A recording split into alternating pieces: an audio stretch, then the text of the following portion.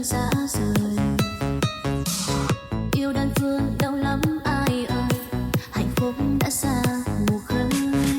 Khi xưa mình bên nhau em giấu không nói ra, nên anh đâu biết yêu thương trong em là bao nhiêu là mong, nhiêu là mơ, nhiêu là yêu. Suốt cuộc đời này chắc không bao giờ anh hứa.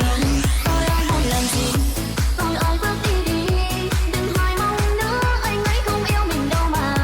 Đã cố phải dừng lòng, khuyên anh chẳng an tâm, vì em cảm thấy anh em không yêu anh thật lòng.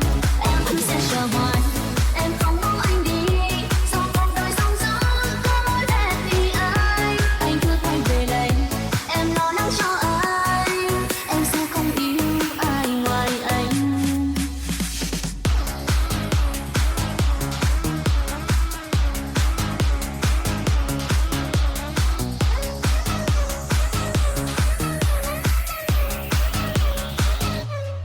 Xa nhau mình em đâu, em giấu anh có hay, chia tay nước mắt buồn tay anh đâu cần. Bên em và yêu rồi dần xa càng quên, đớn đau yêu anh chắc không bao giờ anh biết.